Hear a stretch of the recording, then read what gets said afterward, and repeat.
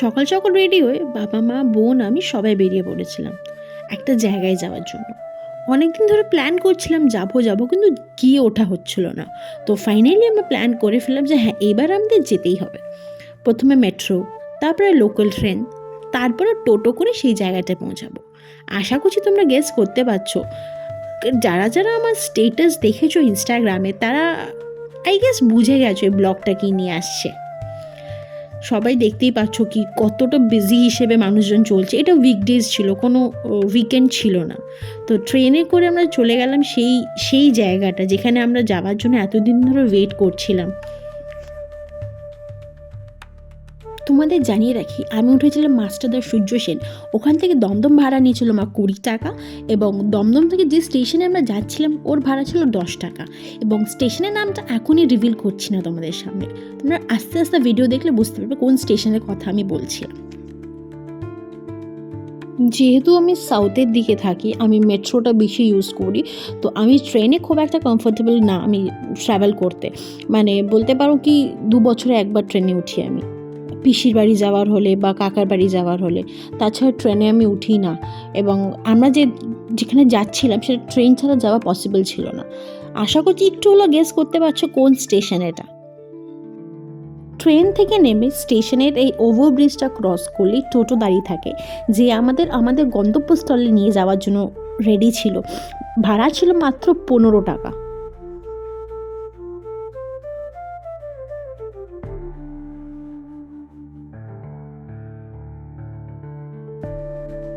হ্যাঁ, এতক্ষণ ট্রাভেল করে এত দূর থেকে এসে আমরা আমাদের যেখানে যাওয়ার ছিল, যার কাছে যাওয়ার ছিল, সেখানে আমরা ফাইনালি পৌঁছে গেছি।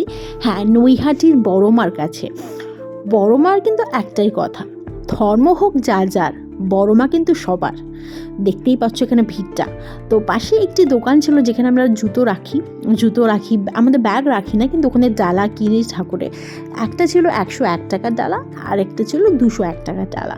তো আমার মা দেখে নিচ্ছিল ডালার মধ্যে সব কিছু ঠিকঠাক আছে কি না, কেন ওখানে 108টা ফুলের মালা জবা ফুলের মালা দেওয়া হয়, মিষ্টি দেওয়া হয়, মায়ের ওড়না দেওয়া হয়, সিঁদুর, আলতা, ধূপকাঠি, মোমবাতি সব কিছুই দেওয়া হয়।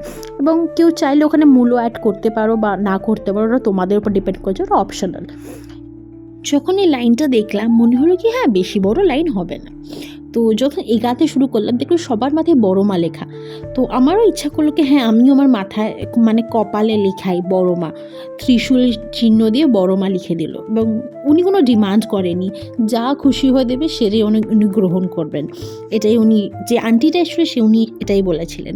এবং তারপর আমরা লাইনের দিকে এগাচ্ছিলাম। বিশ্বাস করো এত বড় লাইন ছিল যে আমি লাস্টে ভাবা স্টার্ট করলাম কি আমি অত লাইনে দাঁড়িয়ে পুজো কমপ্লিট করতে পারবো না, মন্দির বন্ধ হয়ে যাবে। সেই দিনটা ছিল বৃহস্পতিবার, এবং আমি শুনলাম শনি, বৃহস্পতি এবং মঙ্গলবার নাকি খুব বেশি ভিড় হয় এখানে। কেমন লাগছে? বহুত বড় লাইন। আমি কি করে এখান থেকে অফিস যাবো আমি জানি না। 7:30টায় আমার অফিস, এখন বাজে হচ্ছে 2টো বেজে গেছে। লাইনটা দেখো, এত বড় লাইন। আরও আছে, আমরা একদম লাস্টের দিকে আছি, আরও অনেক বড় লাইন। এইটা সবচেয়ে ভালো লাগছে আমার। চেয়েছিলাম হয়ে যাবে, বড় মাছ চাইলে সব হয়ে যাবে। আমি অফিস পুজো দিয়ে অফিস যাবো 7:30টার মধ্যে, 7:30 থেকে 8টা হবে, বাট যাবো। তোমার কেমন লাগছে? মায়ের অবস্থা খুব খারাপ, যতটাই ঠিক হয়ে এসেছি আবার ততটাই যেতে হবে হেঁটে হেঁটে, দাঁড়াতে হবে। বাড়ি ফিরতে পারবো কিনা চলো চলো। এই হলো ব্যাপার। ডালাটা বল, ডালা নিয়ে কিছু বলবি? মিষ্টি আছে, পাশে দিতে যাবে। একটু দেখাই। মিষ্টি আছে, কাপড় আছে, 108টা মালা আছে, ধূপকাঠি আছে, ধূপকাঠি আছে, আলতা সিঁদুর আছে।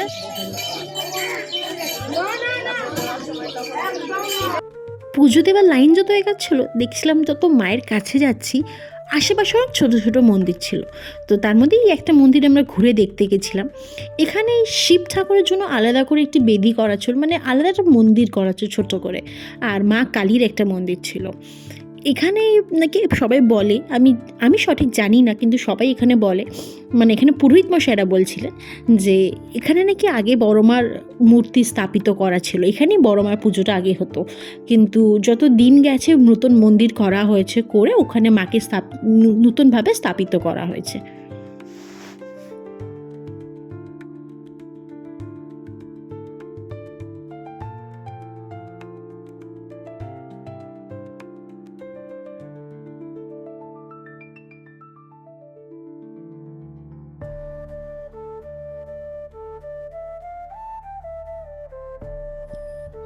এখানে বলা হয়েছিল যতক্ষণ দর্শনার্থী থাকবে ততক্ষণ নাকি মন্দির খোলা থাকবে, মানে রাত্রি 12টা অবধি যদি মানুষজন থাকে তাহলে 12টা অবধি খোলা থাকবে।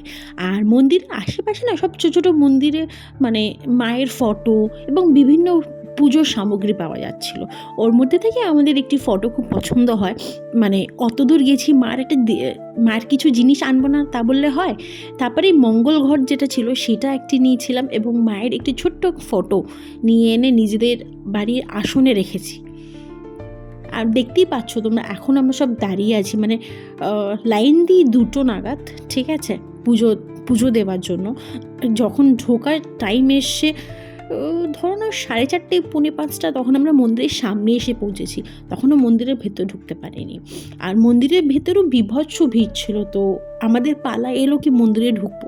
এবার আমরা মন্দিরে ঢুকেও গেছিলাম, দেখতে পাচ্ছ, কিন্তু মন্দির ঢুকলে তো হবে না, মায়ের কাছে অব্দি যেতে হবে।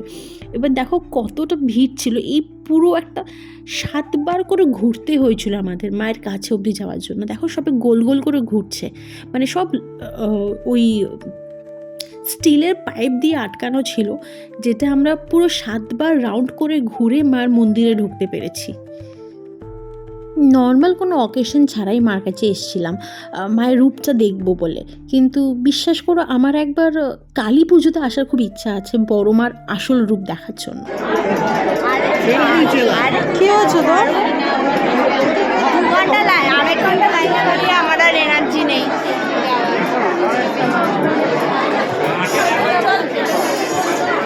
তো শেষমেশ আমরা মায়ের মন্দিরে ঢুকলাম এবং এখানেও অনেকটা ভিড়, এখানেও আমাদের লাইনে দাঁড়াতে হচ্ছিল মায়ের অবধি যাওয়ার জন্য। এখানে আরও গ্রুপ করে ছাড়ছিল। শুনেছি এখানে নাকি মা খুব জাগ্রত, মার কাছে তুমি যাই চাইবে মা সবটা পূরণ করে, কিন্তু মন থেকে চাইতে হবে। তো আমিও আমার মনে কিছু ইচ্ছা মাকে বলেছি, আশা করছি মা সেটা রাখবে। আমি জানি না মা রাখবে কি রাখবে না, কিন্তু মার কাছে আমি আরও একবার যেতে চাই। মানে আমি খুব ওয়েট করছিলাম মায়ের কাছে যাওয়ার জন্য, অনেক পরে আমরা যেতে পেরেছি। তো এই হচ্ছে মায়ের আসল রূপ, যেটা প্রতিদিন খোলা থাকে না, তো আমরা ভাগ্য করে সেদিনকে পেয়ে গেছিলাম। বলেছিলাম না বড় মা চাইলে সব সম্ভব। হ্যাঁ, আমি এখানে 5টা 5:30 পুজো কমপ্লিট করে বড় মার দর্শন নিয়ে আমি 7:30টার মধ্যে অফিসে ঢুকে যাই। জয় বড় মার জয়।